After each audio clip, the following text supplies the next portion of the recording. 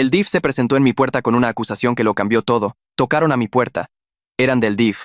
Me dijeron que mi hijo había tocado a su hermanastra de 6 años. La mujer del DIF tenía esa cara de compasión ensayada, como si hubiera entregado esta misma pesadilla a 100 familias antes.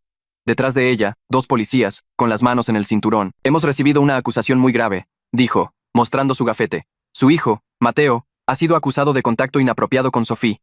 Casi se me doblaron las rodillas. Eso no. No puede ser. ¿Cuándo se supone que pasó? El martes pasado por la noche. Sophie reveló detalles específicos a su maestra hoy, durante una plática sobre seguridad. Dijo que pasó mientras usted y su esposa estaban cenando, el martes, nuestra cena de aniversario. Mateo había cuidado a Sophie por 3 horas. Mi mente iba a 1000 por hora, tratando de procesar lo que decía, pero nada tenía sentido. Mateo tenía 17. Se iba a la universidad el próximo año. Era el chavo que todavía veía caricaturas con su hermanastra los sábados por la mañana. Necesitamos hablar con Mateo inmediatamente. Continuó la del DIF. Y me temo que tendrá que venir con nosotros para una remoción de emergencia de 48 horas mientras investigamos. En eso, mi esposa Laura bajó corriendo las escaleras. Debió oír el alboroto. ¿Qué está pasando? ¿Por qué está aquí la policía? La trabajadora del DIF repitió todo. Y vi cómo la cara de mi esposa se transformaba. Se agarró del marco de la puerta como si fuera a colapsar. Pero luego su expresión se endureció en algo que nunca había visto. ¿Dónde está Sophie? Necesito ver a Sophie. Está a salvo en la escuela con una consejera. Arreglaremos que la recoja pronto. Laura me empujó y gritó hacia las escaleras.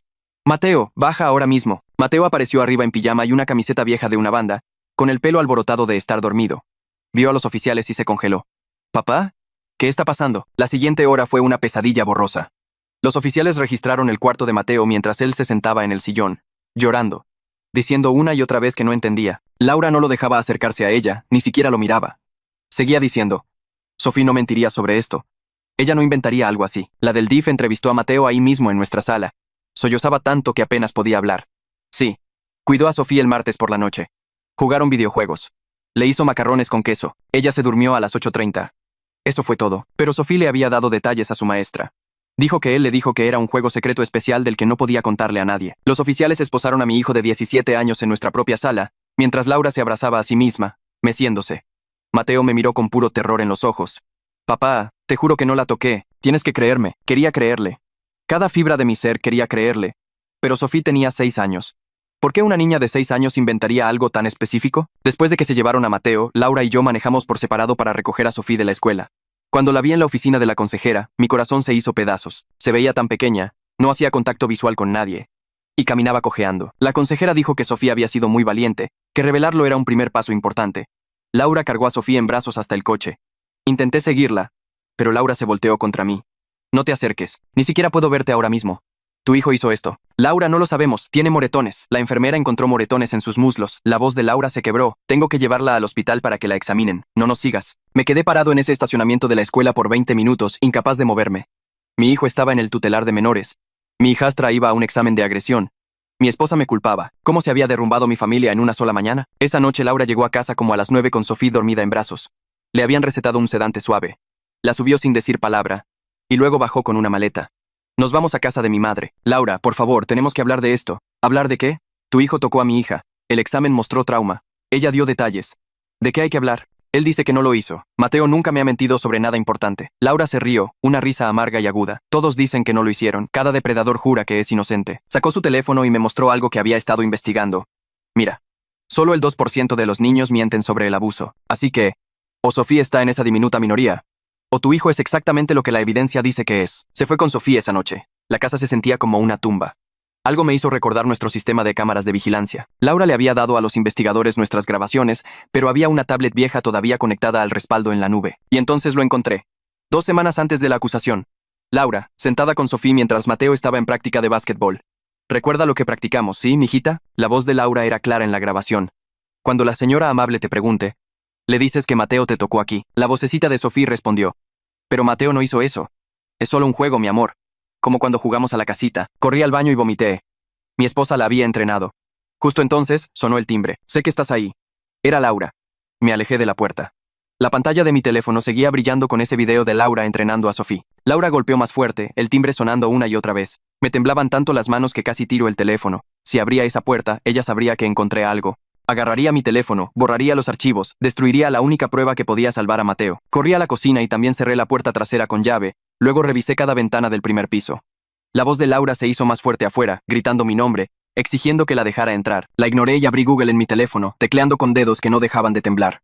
Abogado penalista, acusaciones falsas, ayuda urgente. El primer resultado fue el licenciado Lucas Herrera, un abogado cuyo sitio web decía que se especializaba en acusaciones injustas. Eran casi las 11 de la noche, pero llamé de todos modos.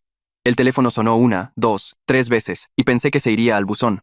Al cuarto timbrazo, un hombre contestó. Su voz sonaba cansada pero alerta. Empecé a hablar rápido, las palabras atropellándose sobre Mateo, las acusaciones, el video que acababa de encontrar de Laura entrenando a Sofía. El licenciado Herrera me detuvo, me dijo que me calmara, que respirara, y que le mandara el video en ese preciso instante. Aparté el teléfono, encontré el archivo de video en la app de la nube y le di a compartir. El licenciado se quedó en la línea mientras lo hacía. Me dijo que no le abriera la puerta a Laura, que no hablara con ella, que no la dejara entrar a la casa bajo ninguna circunstancia. Dijo que me llamaría de vuelta en 20 minutos después de ver el video. Colgué y me quedé en mi cocina escuchando a Laura gritar afuera. Amenazaba con llamar a la policía, diciendo que no la dejaba sacar sus cosas, que tenía todo el derecho de estar en esta casa. Pero su voz sonaba diferente ahora, más aguda y más desesperada, como si supiera que algo había cambiado. Después de unos 10 minutos, los gritos pararon. Me asomé con cuidado por la ventana de enfrente. Su coche seguía en la entrada, pero no podía verla. Quizás estaba sentada en el coche, quizás se fue a buscar ayuda. No sabía. Mi teléfono sonó exactamente 19 minutos después de que envié el video. El licenciado Herrera dijo 3 palabras primero.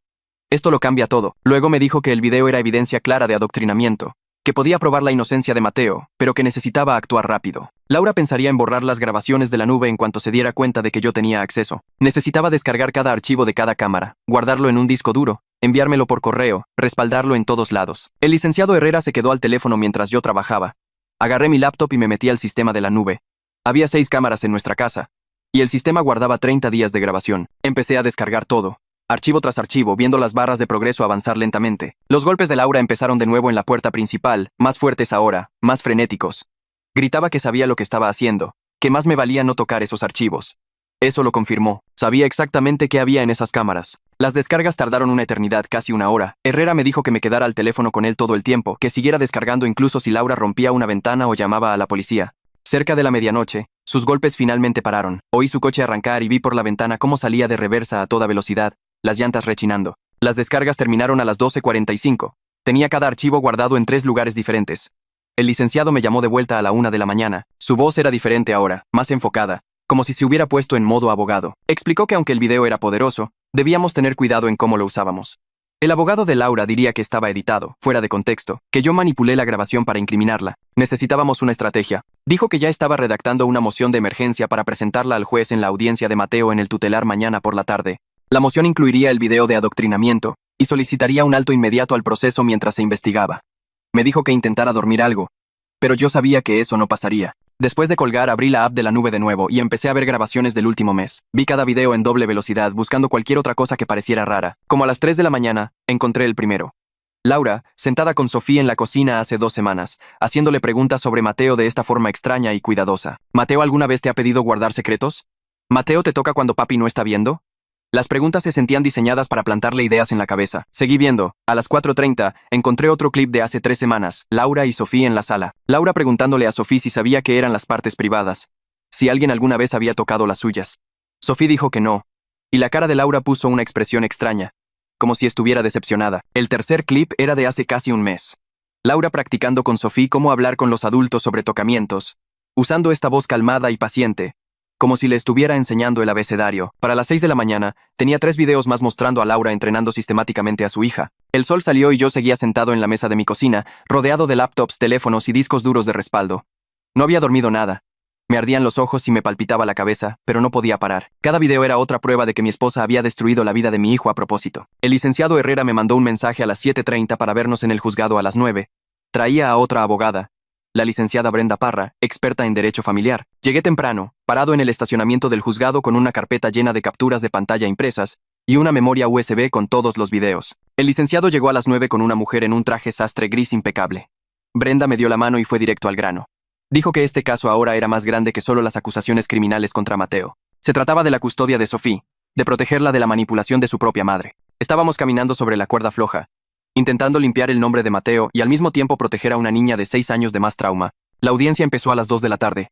Me senté en la sala viendo al fiscal presentar el caso contra Mateo, hablando de la declaración de Sofía, la evidencia médica, Las declaraciones detalladas. El fiscal se veía confiado, como si fuera rutina. Entonces el licenciado Herrera se levantó y pidió acercarse al estrado. Le entregó al juez una tablet con el video de adoctrinamiento listo. Vi la cara del juez mientras veía ese video. Su expresión cambió de aburrimiento rutinario a completa atención.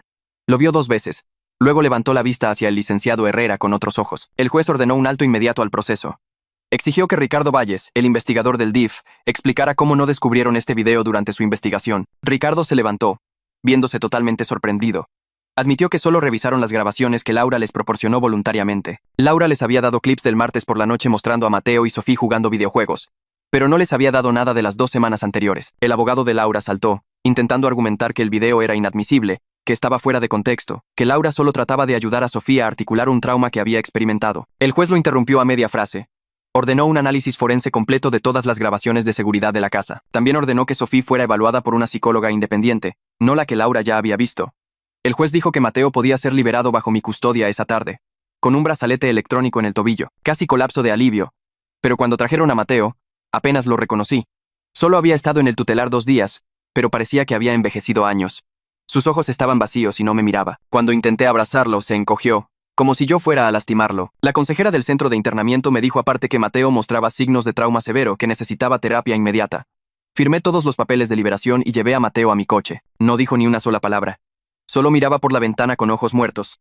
Y me di cuenta de que, aunque tenía la prueba de su inocencia, algo dentro de mi hijo se había roto en ese lugar. El viaje a casa de 20 minutos se sintió como horas. Mateo se sentó de copiloto, mirando por la ventana sin parpadear. Sus manos estaban apretadas en su regazo con tanta fuerza que sus nudillos estaban blancos. Intenté hablarle 2 veces, pero no respondió.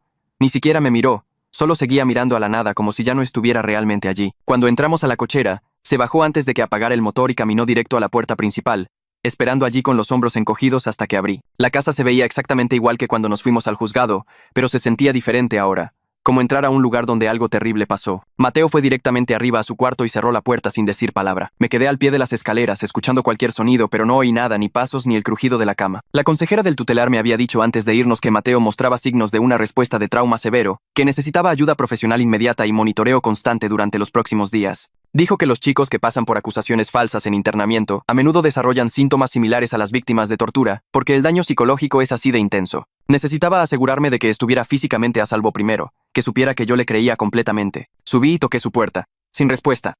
La abrí lentamente y lo encontré sentado al borde de su cama mirando al suelo, todavía en la misma posición como una estatua.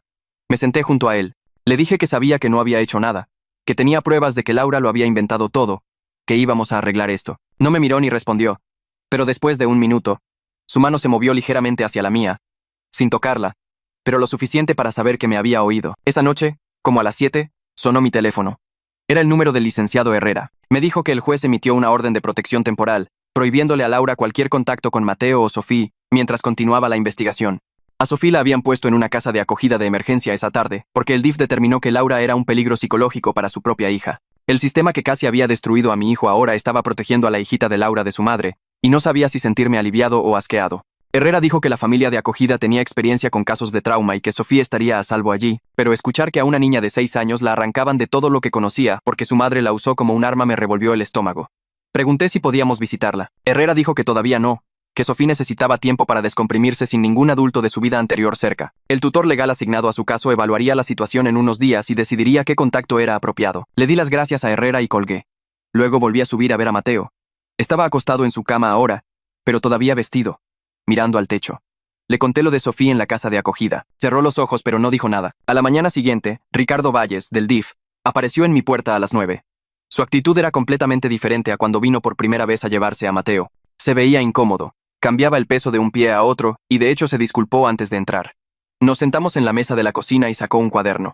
Dijo que necesitaba repasar todo de nuevo desde el principio. Admitió que el DIF cometió errores graves al aceptar la historia de Laura sin hacer una verificación independiente de la evidencia. El video de adoctrinamiento sugería algo mucho más oscuro que una madre preocupada, posiblemente síndrome de Munchausen por poderes, lo que significaba que Laura podría haber estado enfermando o lastimando a Sofía a propósito para llamar la atención. Me pidió que le contara toda la cronología de nuevo, todo lo que recordaba sobre el comportamiento de Laura antes de la acusación. Empecé a hablar. Y una vez que empecé, cosas en las que ni siquiera había pensado antes empezaron a surgir. Le conté a Ricardo sobre los últimos 6 meses cómo Laura se obsesionó con nuestras pólizas de seguro de vida. Seguía pidiéndome que aumentara los montos de cobertura, diciendo que necesitábamos más protección para la familia. Sacó todos nuestros estados de cuenta de ahorros para el retiro y los estudió durante horas, haciendo preguntas detalladas sobre qué pasaría con el dinero si algo me pasaba a mí o a Mateo. Quería saber exactamente cómo funcionaba la herencia. ¿Quién heredaría qué si Mateo moría antes de cumplir 18? Si los hijastros tenían los mismos derechos que los hijos biológicos. En ese momento, pensé que solo estaba siendo práctica, tal vez preocupada por nuestro futuro. Pero ahora cada conversación tomaba un tono siniestro. Le conté a Ricardo cómo seguía sacando el peor de los escenarios, preguntando qué pasaría con mis bienes si Mateo se metía en problemas legales graves o tenía que ir a prisión. La expresión de Ricardo cambió mientras yo hablaba. Su mandíbula se tensó y empezó a escribir más rápido en su cuaderno. Cuando terminé, levantó la vista y dijo que le acababa de dar el móvil. Laura no solo intentaba sacar a Mateo de la casa, se estaba posicionando para beneficiarse financieramente de su destrucción. 2 días después, Herrera llamó y dijo que traería a alguien a la casa, una analista forense de video especializada en autenticar evidencia digital.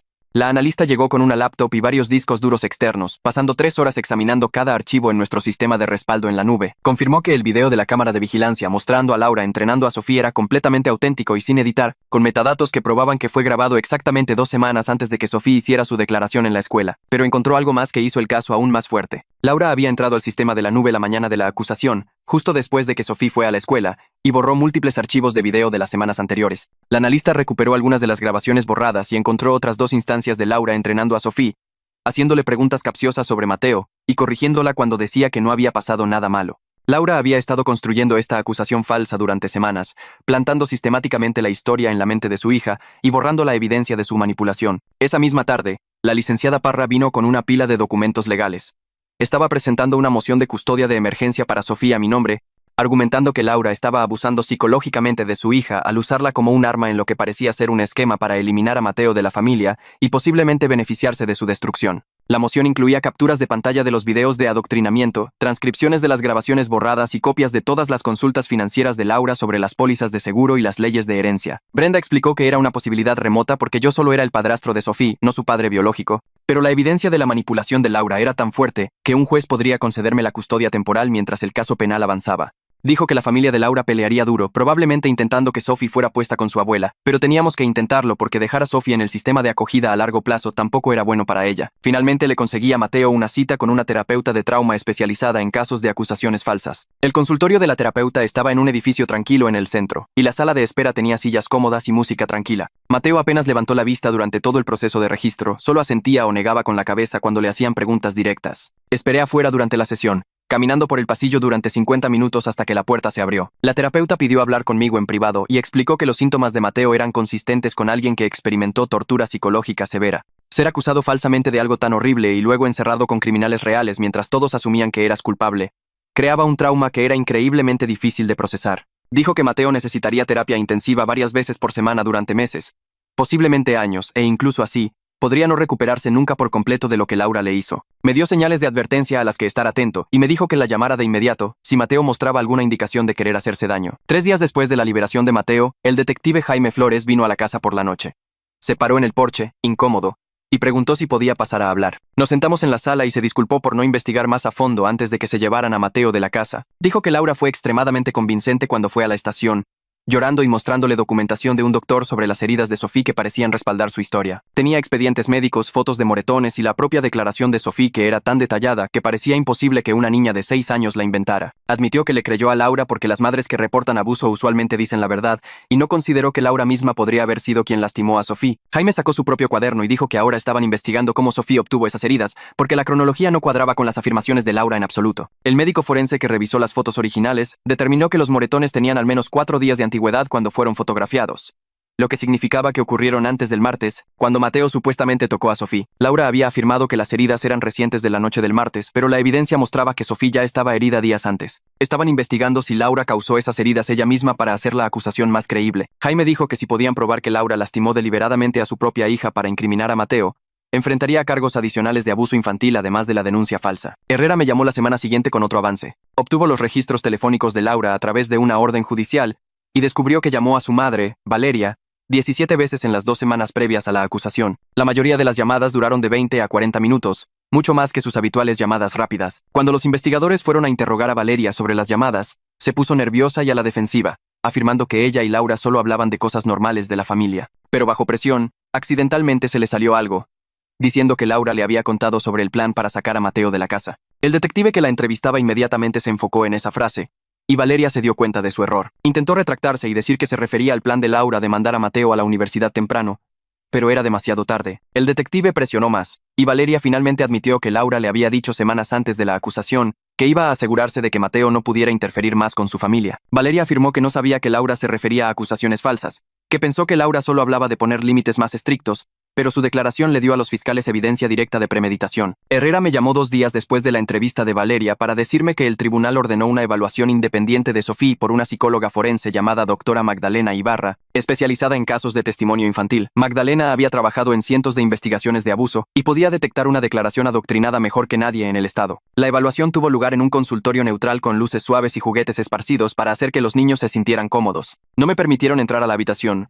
pero observé a través de un espejo de una vía mientras la doctora Ibarra hablaba con Sofía durante 90 minutos. Sofía seguía usando frases que ninguna niña de 6 años diría naturalmente, palabras como contacto inapropiado y zonas privadas que sonaban ensayadas. Cuando Magdalena le pidió que describiera lo que pasó en sus propias palabras, en lugar de repetir lo que le habían dicho, Sofía se confundió y mezcló detalles. En un momento, Sofía de hecho se detuvo a media frase y preguntó si lo había dicho bien, como si estuviera recitando líneas que había memorizado. Magdalena tomaba notas constantemente y su expresión se mantuvo neutral, pero yo podía decir que estaba viendo exactamente lo que temía. El reporte de la evaluación llegó 3 días después y lo leí solo en la oficina de Herrera mientras él observaba mi cara. Magdalena escribió que la declaración de Sofía contenía todos los marcadores clásicos de testimonio adoctrinado, incluyendo vocabulario adulto, frases ensayadas, falta de detalles sensoriales y confusión cuando se le pedía elaborar más allá de las respuestas del guión. El reporte decía que Sofía parecía estar repitiendo una historia que le habían enseñado en lugar de recordar eventos reales que experimentó. Lo que más me destruyó fue la conclusión de Magdalena. Sofía también era una víctima, manipulada por su propia madre para convertirla en un arma contra un adolescente inocente.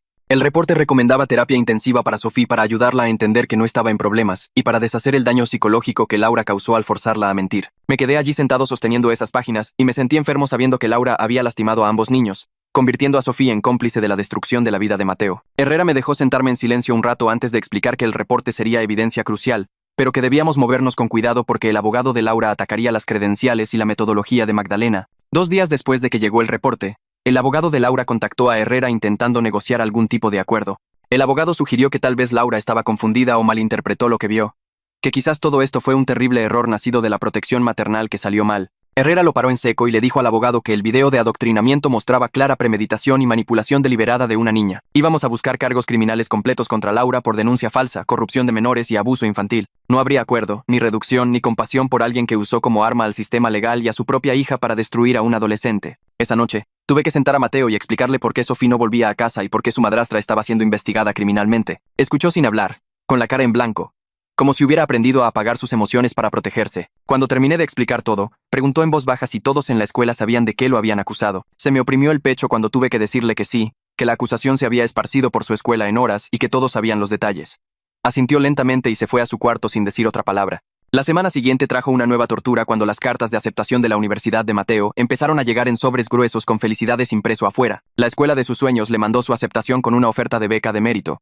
Puse las cartas en la mesa de la cocina donde las vería, pero él pasaba junto a ellas todos los días sin mirarlas. Su terapeuta me dijo que Mateo sentía que no merecía ir a la universidad después de ser acusado de algo tan horrible, que aunque era inocente, la acusación lo hacía sentir sucio e inútil. Mientras tanto, la licenciada Parra llamó con malas noticias sobre el caso de custodia. Explicó que incluso con el video de adoctrinamiento y el reporte de Magdalena, obtener la custodia de Sofía sería complicado porque yo era su padrastro, no su padre biológico. La familia de Laura ya estaba presentando mociones alegando que yo no tenía base legal para buscar la custodia e insistiendo en que Sofía fuera puesta con Valeria. Brenda dijo que pelearíamos, pero la realidad legal era que los padrastros tienen derechos limitados comparados con los familiares de sangre. La fiscal asignada al caso de Laura pidió reunirse conmigo para discutir los cargos criminales que estaban preparando. Era una mujer de unos 40 años que había pasado 20 años procesando casos de abuso infantil, y se veía genuinamente enojada por lo que Laura había hecho. Explicó que acusarían a Laura de presentar una denuncia policial falsa, corrupción de menores por adoctrinar a Sofía, y potencialmente fraude si podían probar el motivo financiero detrás del esquema. Cada cargo conllevaba serios años de prisión y la fiscal tenía la intención de presionar por las sentencias máximas en todos los cargos. Dijo que casos como este la enfurecían porque las víctimas reales de abuso eran cuestionadas más duramente por culpa de gente como Laura que mentía. Una semana después, obtuve permiso para visitar a Sofía en su casa de acogida, con supervisión del tutor legal asignado. La casa de acogida era limpia y cálida, pero Sofía se veía pequeña y perdida, sentada en el sillón abrazando un conejo de peluche. Parecía confundida sobre por qué no podía ver a su mami y seguía preguntando cuándo podía ir a casa. Luego me miró con esos grandes ojos y preguntó si Mateo estaba enojado con ella. Tuve que tragar saliva y asegurarle que nada de esto era su culpa, que Mateo la quería y no estaba enojado en absoluto. El tutor legal se sentó cerca tomando notas de todo lo que decíamos. Como a los 20 minutos de la visita, Sophie dijo algo que congeló a todos en la habitación. Dijo que mami le dijo qué decir, pero ya no me acuerdo si pasó de verdad. El tutor legal inmediatamente escribió sus palabras exactas mientras yo intentaba mantener mi expresión calmada por el bien de Sophie. Esa declaración espontánea se convirtió en evidencia crucial de que incluso Sophie misma no estaba segura de las acusaciones que su madre la adoctrinó a hacer. La visita terminó poco después y manejé a casa sintiéndome destrozado de que esta niñita estuviera tan confundida y herida por la manipulación de su propia madre. Herrera me llamó esa noche con otro descubrimiento que empeoró todo aún más.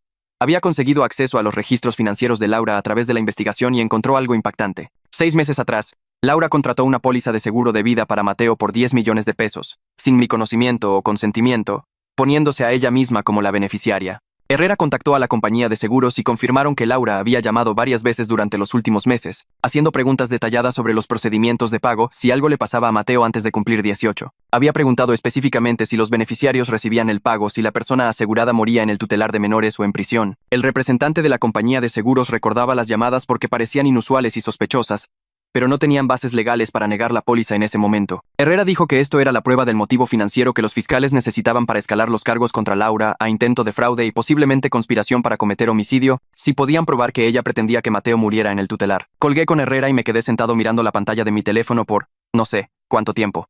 10 millones de pesos. Laura había apostado 10 millones de pesos a que mi hijo muriera o se pudriera en la cárcel.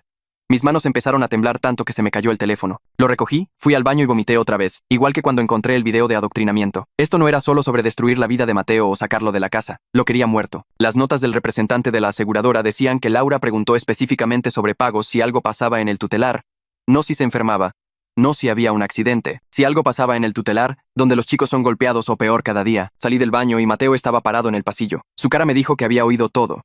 Había estado arriba todo el tiempo que estuve al teléfono con Herrera y nuestra casa tenía paredes delgadas. Me miró con esta expresión que nunca había visto antes, como si algo dentro de él se acabara de romper por completo. Abrió la boca, pero al principio no salió ningún sonido. Luego empezó a gritar. No palabras, solo este sonido gutural, crudo, que venía de algún lugar profundo. Se agarró el pelo con ambos puños y jaló tan fuerte que pensé que se lo arrancaría. Avancé hacia él, pero retrocedió rápido, golpeando la pared. Decía que Laura intentó matarlo. Ella literalmente intentó matarme. Quería que muriera en ese lugar. Su voz se hacía más aguda y frenética con cada palabra. Intenté calmarlo, pero ya no me oía. Se deslizó por la pared hasta el suelo y se hizo bolita, meciéndose de un lado a otro. Llamé a su terapeuta de inmediato. Contestó y le expliqué lo que pasó, cómo Mateo escuchó lo de la póliza de seguro y estaba teniendo un colapso total. Dijo que venía para allá. Me dijo que me quedara con él pero que le diera espacio. No intentes tocarlo. 20 minutos después, llegó y nos encontró a ambos sentados en el suelo del pasillo. Mateo seguía meciéndose, haciendo este sonido bajo en su garganta. Se sentó frente a él y empezó a hablarle con esta voz muy calmada. Le tomó casi una hora antes de que él pudiera siquiera mirarla. Ella le hizo preguntas y él respondió en susurros. ¿Estás pensando en hacerte daño? Sí. ¿Tienes un plan? No, pero quiero dejar de existir. ¿Te sientes seguro en casa? No lo sé. La terapeuta me miró y dijo que necesitábamos ir al hospital.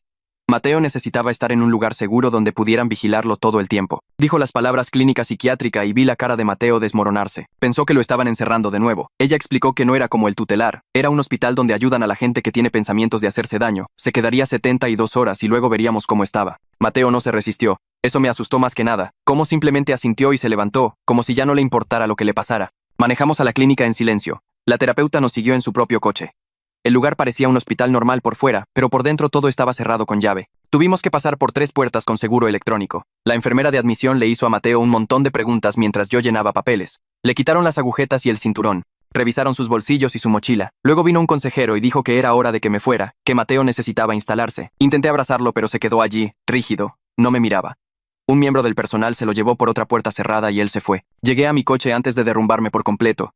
Me senté en ese estacionamiento sollozando tan fuerte que no podía respirar. Mi hijo inocente estaba en un hospital psiquiátrico porque su madrastra había intentado matarlo por dinero. Laura estaba libre bajo fianza, probablemente en casa de su madre, mientras Mateo estaba encerrado detrás de 3 puertas diferentes, siendo vigilado para asegurarse de que no se hiciera daño. A la mañana siguiente, la licenciada Parra llamó. El abogado de Laura había presentado una moción alegando que yo era un padre incompetente. La moción decía que yo había permitido que mi hijo se volviera tan inestable que necesitaba hospitalización psiquiátrica, lo cual probaba que yo no podía proporcionar un cuidado adecuado. Estaban usando la respuesta traumática de Mateo en nuestra contra. Brenda dijo que era una de las jugadas legales más cínicas que había visto en 20 años de derecho familiar. Estaban literalmente argumentando que el daño que Laura causó al acusarlo falsamente significaba que yo no debería tener la custodia de Sophie. Pregunté si funcionaría. Dijo que probablemente no, dada toda la evidencia contra Laura, pero que ensuciaría y encarecería el caso de custodia. Esa misma semana, la doctora Ibarra terminó su evaluación de Sophie.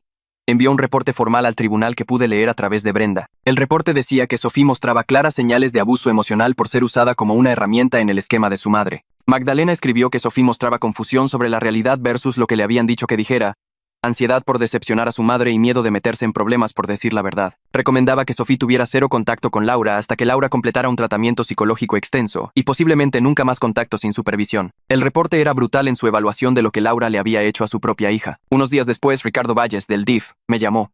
Su investigación estaba completa y estaba emitiendo su reporte final.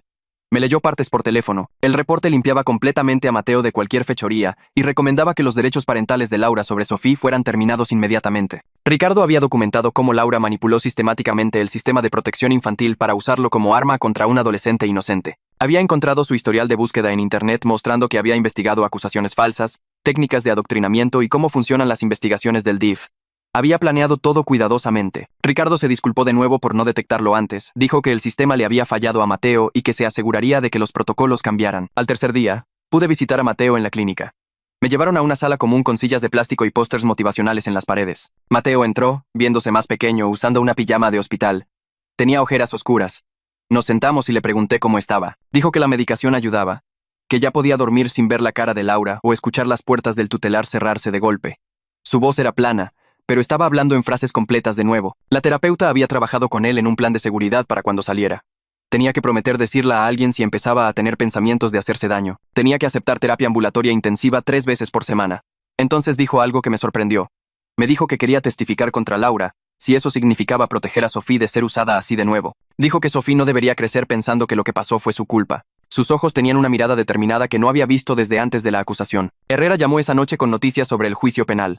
La fecha estaba fijada para dentro de 3 meses. Me advirtió que sería brutal porque el abogado defensor de Laura intentaría pintarla como una madre preocupada que cometió un error. Necesitábamos estar listos para que ella alegara enfermedad mental o que realmente creía que algo le había pasado a Sophie. Herrera dijo que el video de adoctrinamiento era evidencia poderosa, pero que los jurados podían ser impredecibles, especialmente con madres acusadas de dañar a sus hijos. Teníamos que prepararnos para cada estrategia de defensa posible. Me reuní con la licenciada Parra la siguiente semana para discutir la adopción de Sophie. Explicó que sería complicado porque yo solo era su padrastro, no su padre biológico. Necesitaría probar que Laura no era apta y que yo podía proveer un hogar estable. Dadas las circunstancias con la hospitalización de Mateo, el abogado de Laura pelearía duro. Brenda dijo que era una posibilidad remota, pero que valía la pena intentarlo porque me daría una base legal en el caso de custodia. Empezamos a juntar documentos y referencias personales. Mateo volvió a casa 5 días después de ingresar, con un grueso paquete de papeles de alta y un horario de terapia ambulatoria. Se veía mejor, más presente en sus ojos. La medicación había ayudado a estabilizar su estado de ánimo. Fue directo a su cuarto y oí que movía cosas. 1 hora después, bajó con una pila de sobres. Las cartas de aceptación de la universidad que había estado ignorando por semanas. Me preguntó si le ayudaría a escribir a las escuelas, explicando lo que pasó y pidiendo aplazar su ingreso por 1 año. Pasamos esa noche redactando correos juntos. Fue honesto sobre la acusación falsa, la evidencia que lo limpió y su necesidad de tiempo para sanar. Los enviamos a 5 escuelas diferentes. Durante las siguientes 2 semanas, las 5 respondieron. Todas aceptaron guardarle su lugar y expresaron compasión por lo que había pasado. Un consejero de admisiones escribió que su fortaleza al sobrevivir tal prueba demostraba que tenía el carácter que querían en sus estudiantes. 3 días después de que llegó la última aceptación de la universidad, oí a alguien golpear mi puerta principal a las 7 de la mañana. Miré por la mirilla y vi a Valeria, la madre de Laura, parada allí con la cara desencajada por la rabia. Saqué mi teléfono y empecé a grabar antes de abrir la puerta, dejando la cadena puesta. Inmediatamente empezó a gritar que yo era un monstruo que había destruido la vida de su hija, que yo había convertido a Laura en algo malvado solo para proteger a mi hijo pervertido. Tenía la cara roja y escupía mientras exigía que le entregara a Sofía ahora mismo, porque ella tenía más derecho a esa niña que yo. Mantuve mi teléfono apuntándola y me mantuve calmado, diciéndole que Sofía no estaba aquí y que necesitaba irse de mi propiedad.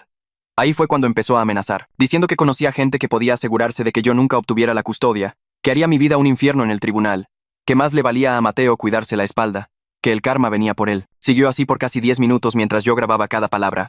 Cuando finalmente se fue, inmediatamente le envié el video a Herrera y a Parra. Herrera llamó en menos de 1 hora diciendo que esto era exactamente lo que necesitábamos para una orden de restricción y que había presentado los papeles esa tarde. Para el final de la semana, el juez concedió una orden de restricción temporal que cubría no solo a Valeria sino a toda la familia inmediata de Laura, manteniéndolos al menos a 150 metros de mí, de Mateo y de Sofía. Herrera me llamó 2 semanas después con noticias sobre el caso penal.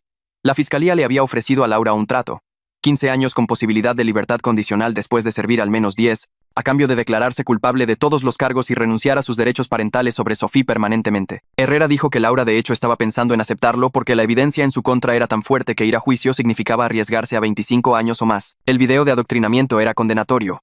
La póliza de seguro de vida mostraba un motivo claro, y las propias declaraciones de Sofía, la psicóloga forense, probaban la manipulación. Herrera me advirtió que no me hiciera ilusiones, porque el tipo de personalidad de Laura a menudo no puede aceptar la derrota, incluso cuando es la opción inteligente. Dijo que gente como ella a veces se convence de que pueden encantar a un jurado o que su versión de los eventos de alguna manera ganará a pesar de la evidencia abrumadora. Pregunté qué pasaría con Sophie si Laura aceptaba el trato y Herrera dijo que haría mi caso de adopción mucho más fácil, ya que no habría una batalla de custodia. Aún tendríamos que pasar por el proceso.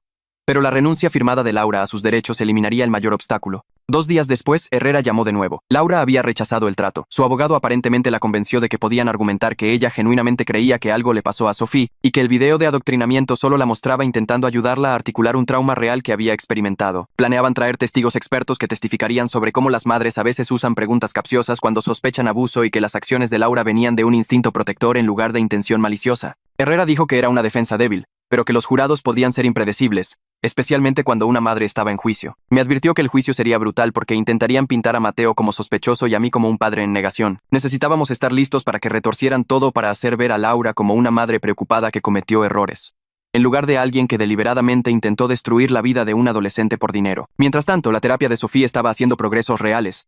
Su terapeuta llamó para decirme que Sophie finalmente había sido capaz de poner en palabras lo que pasó con Laura. Durante su sesión, Sophie dijo que mami le dijo que dijera cosas que no eran ciertas sobre Mateo, que mami practicó las palabras con ella una y otra vez hasta que pudo decirlas bien. La terapeuta estaba documentando todo cuidadosamente porque la propia articulación de Sophie sobre el adoctrinamiento sería evidencia poderosa cuando Laura fuera a juicio. Explicó que tener a la niña víctima declarando directamente que fue manipulada era raro e increíblemente importante para el caso. Sophie también estaba empezando a entender que lo que pasó no fue su culpa, que era demasiado pequeña para saber que su mami estaba haciendo algo malo. La terapeuta dijo que Sophie todavía sentía culpa por meter a Mateo en problemas, pero estaba trabajando en ello y haciendo buenos progresos hacia la sanación. El tutor legal me llamó para una reunión la semana siguiente. Me dijo que Sophie había estado preguntando por Mateo constantemente durante sus visitas supervisadas, queriendo saber si él estaba bien y si estaba enojado con ella. Aparentemente, Sophie lloró durante una visita diciendo que extrañaba a su hermano mayor y quería pedirle perdón por las cosas malas que dijo. El tutor pensó que una visita supervisada entre ellos podría de hecho ayudar a ambos niños a sanar, siempre y cuando lo hiciéramos con cuidado y con una terapeuta presente.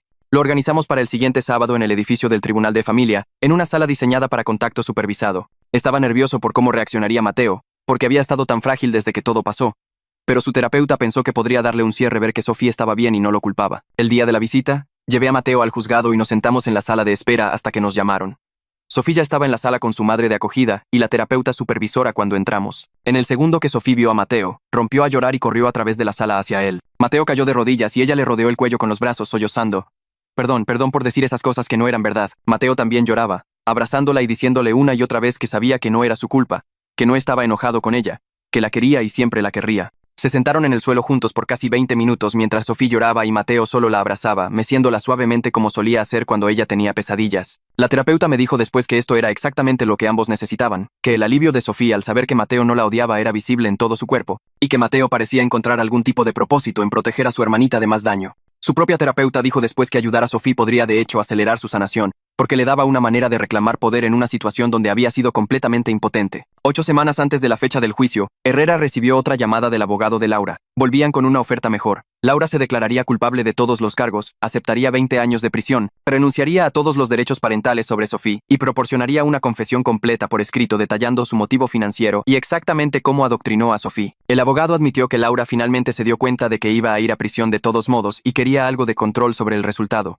en lugar de arriesgarse a una sentencia aún más larga en el juicio. Herrera dijo que este era el mejor resultado posible para nosotros porque significaba que Sophie no tendría que testificar, Mateo no tendría que revivir todo en el tribunal, y tendríamos la propia confesión de Laura para usarla en terapia y ayudar a Sophie a entender lo que su madre le hizo. Herrera y la fiscal pasaron las siguientes 2 semanas afinando los términos finales. El trato incluiría a Laura haciendo una declaración en video, explicando en detalle cómo adoctrinó a Sophie, mostrándole a Sophie dónde decir que Mateo la tocó, diciéndole qué palabras usar y practicando la historia hasta que Sophie pudiera recitarla convincentemente. Laura también tendría que explicar en cámara que su motivo era la póliza de seguro de vida de Mateo por 10 millones de pesos, que planeaba hacer que lo encarcelaran o lo mataran para poder cobrar el dinero. La declaración se usaría en la terapia de Sophie para ayudarla a procesar lo que pasó y entender que su madre la manipuló. También sería parte del expediente judicial permanente en caso de que Laura alguna vez intentara alegar que fue coaccionada para aceptar el trato. Herrera dijo que tener la confesión de Laura en video era un seguro contra ella, cambiando su historia más tarde, o intentando contactar a Sofía a pesar de la orden de no contacto. La audiencia de declaración de culpabilidad fue programada para un lunes por la mañana a finales de septiembre. Me senté en la sala del tribunal con Mateo a mi lado, ambos vestidos de traje, viendo a Laura entrar con un overol naranja de prisión, con las manos esposadas al frente. Se veía más pequeña, desinflada, como si algo dentro de ella finalmente se hubiera roto. El juez le hizo una serie de preguntas para asegurarse de que entendía de qué se estaba declarando culpable y las consecuencias. Laura respondió cada pregunta con esta voz plana y mecánica, sin mirar nunca hacia donde estábamos sentados Mateo y yo. Cuando el juez le pidió que explicara, que dijera en sus propias palabras lo que hizo, Laura recitó sus crímenes como si estuviera leyendo una lista del súper. Admitió haber adoctrinado a Sophie para hacer acusaciones falsas contra Mateo. Admitió que su motivo fue la ganancia financiera de la póliza de seguro de vida. Admitió haber manipulado la evidencia médica y mentido a los investigadores. Admitió haber usado a su propia hija como un arma para destruir la vida de un adolescente inocente. Durante todo el tiempo, su voz nunca cambió de tono, nunca mostró emoción, como si estuviera hablando de las acciones de otra persona en lugar de las suyas. El juez aceptó la declaración sin dudar y pasó directamente a la sentencia. Dijo que había revisado toda la evidencia, leído las declaraciones de impacto de las víctimas, tanto de los terapeutas de Mateo como de Sophie, y considerado la grave naturaleza de los crímenes de Laura. Llamó a lo que Laura hizo un ataque calculado contra un niño usando los sistemas destinados a proteger a los niños y dijo que representaba uno de los casos más perturbadores de manipulación parental que había visto en 20 años en el estrado. El juez sentenció a Laura a 20 años en la prisión estatal con una fuerte recomendación de que cumpliera el término completo sin liberación anticipada. Luego terminó sus derechos parentales sobre Sophie, inmediata y permanentemente, declarando que Laura había demostrado ser completamente no apta y un peligro para el bienestar de su propia hija. Finalmente, emitió una orden de restricción permanente que prohibía a Laura cualquier comunicación con Mateo o Sophie por el resto de sus vidas, incluso después de su liberación de prisión. El abogado de Laura empezó a objetar algo, pero el juez lo interrumpió, diciendo que no había nada más que argumentar y que Laura debería considerarse afortunada de que la fiscalía no presionara por una sentencia aún más larga. El guardia se llevó a Laura fuera de la sala y ella nunca nos miró. Afuera de la sala, Mateo avanzó quizás 10 pasos por el pasillo antes de que le fallaran las piernas. Se desplomó ahí mismo en el suelo de mármol, con la espalda contra la pared, y los sonidos que salieron de él fueron algo que nunca le había oído antes. No era llanto exactamente. Era más como si todo su cuerpo intentara expulsar meses de veneno de una sola vez. Sus manos temblaban tanto que no podía controlarlas y seguía intentando hablar, pero las palabras salían rotas e incorrectas. Me arrodillé en el suelo junto a él y lo abracé contra mi pecho mientras sollozaba que pensó que su vida se había acabado, que todos en la escuela siempre pensarían que era un depredador, que nunca volvería a ser normal.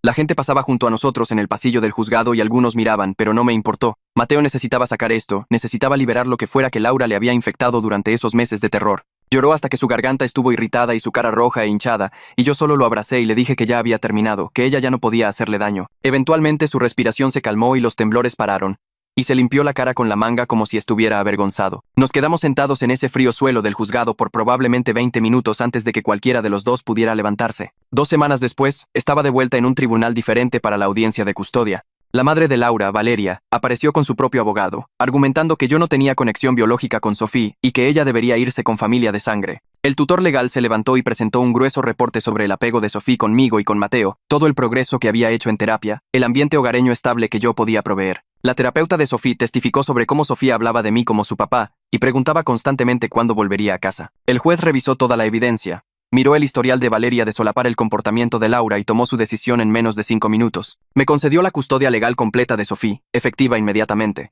Terminó cualquier derecho de visita para la familia de Laura y firmó los papeles allí mismo.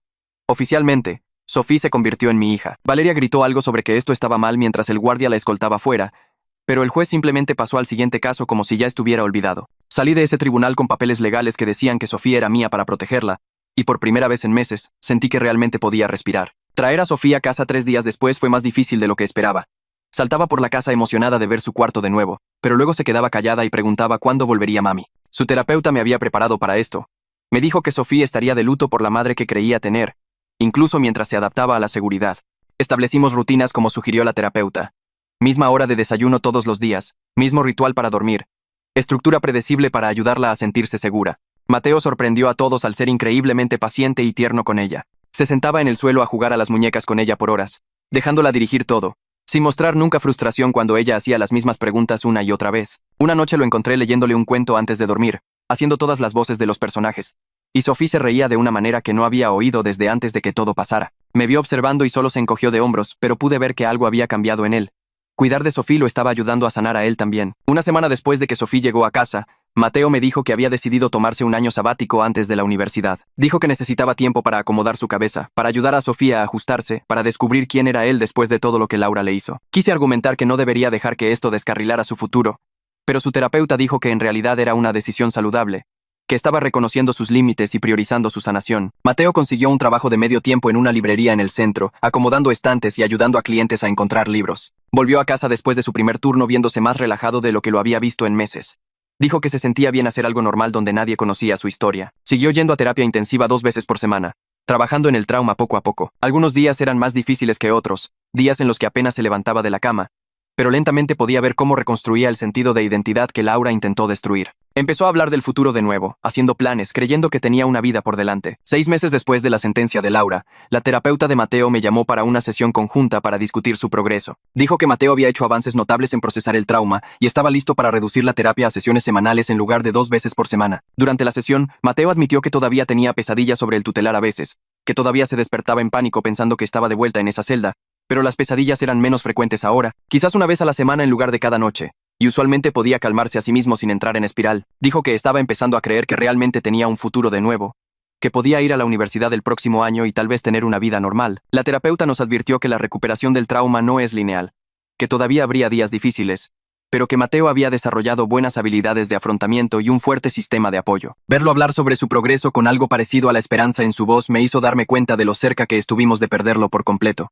Casi al mismo tiempo, la terapeuta de Sophie me envió un reporte de progreso que me sacó las lágrimas. Escribió que Sophie estaba floreciendo en su nuevo ambiente, mostrando una resiliencia notable para una niña que había pasado por tanta manipulación. Sophie rara vez preguntaba por Laura ya, y cuando lo hacía, eran preguntas factuales en lugar de emocionales, como si estuviera preguntando por un personaje de un cuento en lugar de su madre. El reporte detallaba cómo Sofía había formado un vínculo fuerte y saludable con Mateo, cómo lo veía como un hermano mayor protector ahora, en lugar del monstruo que su madre intentó hacerle temer. La terapeuta incluyó dibujos que Sofía había hecho de nuestra familia, fotos de los 3 juntos con grandes sonrisas, y en cada dibujo había escrito, mi familia en la parte superior con crayones. La terapeuta recomendó que podíamos empezar a espaciar las sesiones de Sofía también, pasando de semanales a cada 2 semanas. Dijo que Sofía había procesado el trauma tanto como una niña de 6 años podía, y ahora solo necesitaba estabilidad y amor para continuar sanando. Yo empecé mi propia terapia por entonces, porque finalmente admití que necesitaba ayuda para procesar todo. Había estado tan enfocado en sacar a Mateo y a Sofía adelante que no había lidiado con mi propio trauma de ver a mi esposa intentar destruir a mi hijo. Mi terapeuta era esta mujer mayor que lo había visto todo y no me juzgó por perderme las señales. Me ayudó a entender que me había perdido las alertas rojas porque confiaba completamente en Laura, que la amaba y creía en nuestro matrimonio, y que esa confianza no era una debilidad, aunque ella la explotó. Trabajamos en mi culpa por no proteger a Mateo antes, por meter a Laura en nuestras vidas en primer lugar. La terapeuta dijo que no podía haber sabido, que los manipuladores son hábiles para ocultar su verdadera naturaleza, que había hecho todo bien una vez que descubrí la verdad. Ayudó a escuchar eso, incluso si no lo creía del todo todavía. Las sesiones me dieron espacio para estar enojado, herido y confundido sin tener que mantenerme fuerte para mis hijos. Como 8 meses después de la sentencia, Mateo me dijo que se había involucrado con una organización que apoya a personas que han sido falsamente acusadas de crímenes. Lo habían contactado después de ver la cobertura de noticias del caso de Laura, preguntándole si estaría dispuesto a compartir su historia para ayudar a otros a navegar las secuelas psicológicas. Al principio, me preocupó que fuera demasiado pronto, que no estuviera listo para revivir todo públicamente. Pero Mateo dijo que hablar de ello con gente que entendía de hecho lo ayudaba a sentirse menos solo. Empezó a hacer videollamadas con otros adolescentes que habían sido falsamente acusados, compartiendo estrategias para lidiar con el trauma y reconstruir la confianza en el sistema. Me dijo que convertir su pesadilla en algo que pudiera ayudar a la gente hacía que se sintiera menos sin sentido, como si tal vez hubiera una razón por la que tuvo que pasar por eso. Lo vi en una de estas llamadas una vez.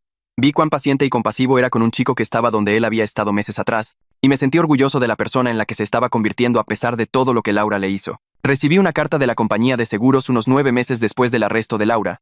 Estaban reembolsando cada prima que Laura había pagado por esa póliza que había sacado sobre Mateo, con intereses. La carta explicaba que habían marcado a Laura en su sistema para que nunca pudiera sacar pólizas sobre nadie más, no solo con su compañía, sino en toda la industria. También estaban implementando nuevas medidas de seguridad para prevenir esquemas similares después de que nuestro caso expuso serios agujeros en su proceso de verificación. Ahora requerían entrevistas en persona con todas las partes antes de emitir pólizas para menores, verificaciones obligatorias de cualquier investigación de fraude previa, y alertas automáticas si alguien intentaba sacar múltiples pólizas grandes en un corto periodo. El director de reclamaciones me llamó personalmente para disculparse por no detectar el comportamiento sospechoso de Laura antes. Dijo que nuestro caso había cambiado cómo operaban y podría prevenir que otras familias pasaran por lo que nosotros pasamos.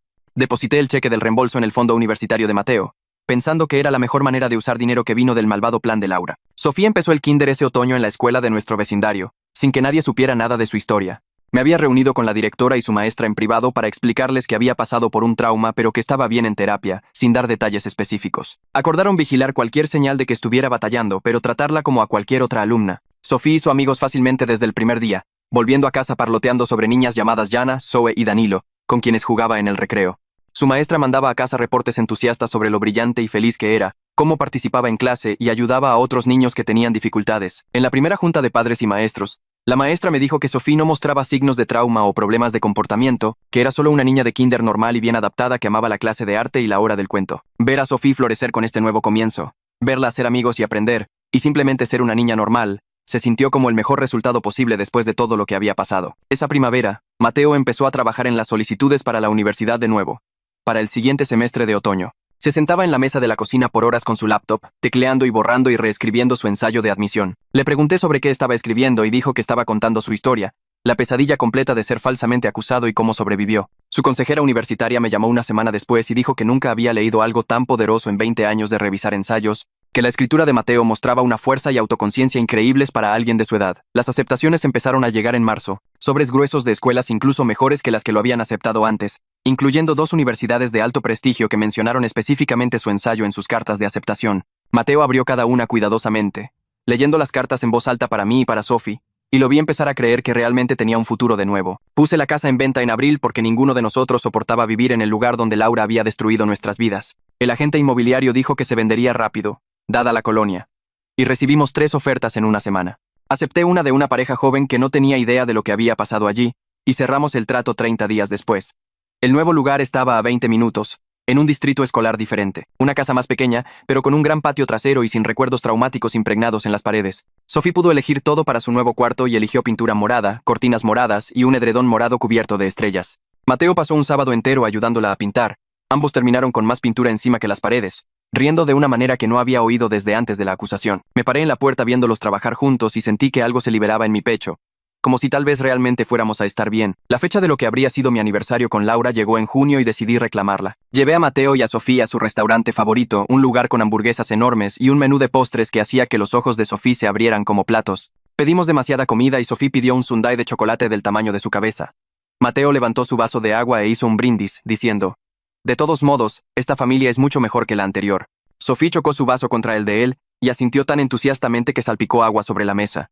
Los miré a ambos. Miré lo lejos que habíamos llegado desde esa horrible mañana cuando el DIF tocó a mi puerta, y me di cuenta de que Mateo tenía razón. Habíamos pasado por un infierno, pero nos habíamos elegido el uno al otro, y eso nos hacía más fuertes que cualquier cosa que Laura intentó romper. Agosto llegó demasiado rápido y de repente era hora de que Mateo se fuera a la orientación de la universidad. Llenó su coche con cajas y maletas, viéndose nervioso pero emocionado de una manera que no había visto en casi 2 años. Sofía le hizo una tarjeta de buena suerte cubierta con tanta diamantina que dejó brillos por toda la barra de la cocina. Le hizo prometer una videollamada cada domingo y él juró que lo haría, cruzando su corazón y dejando que ella inspeccionara su teléfono para asegurarse de que tenía la app correcta instalada. Lo acompañé a su coche y lo abracé fuerte, intentando no llorar mientras le decía lo orgulloso que estaba de la persona en la que se había convertido. Se apartó, viéndose avergonzado pero feliz, y lo vi manejar por nuestra calle hasta que su coche desapareció en la esquina. El chico que había sido roto en el tutelar de menores se iba a construir su propia vida, y me sentí orgulloso de lo lejos que había llegado desde esos días oscuros. 2 años después de que todo empezó, la terapeuta de Sofía me llamó para una sesión final. Dijo que Sofía había procesado el trauma por completo y desarrollado habilidades de afrontamiento saludables,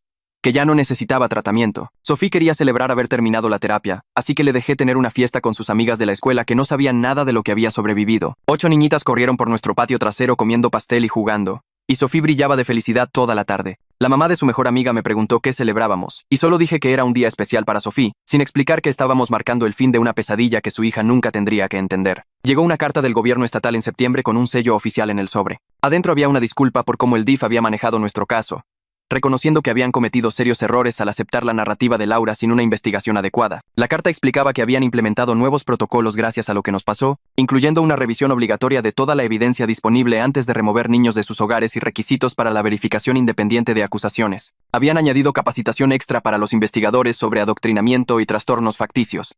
Nuestra pesadilla había cambiado el sistema y podría prevenir que otras familias pasaran por lo que nosotros pasamos. Archivé la carta, Sin estar seguro de cómo sentirme sobre ser el caso de advertencia que arregló un sistema roto, Mateo vino a casa para las vacaciones de noviembre, viéndose más saludable de lo que lo había visto en años. Había recuperado el peso que perdió durante la acusación, y sus ojos habían perdido esa mirada atormentada que solía mantenerme despierto por la noche. Durante la cena, nos dijo que había elegido la carrera de psicología, con especialidad en recuperación de trauma. Quería trabajar con gente que había sido falsamente acusada, usando su propia experiencia para ayudar a otros a sobrevivir lo que él sobrevivió. Sophie preguntó si eso significaba que iba a ser un doctor de sentimientos, y Mateo se rió, diciendo algo así.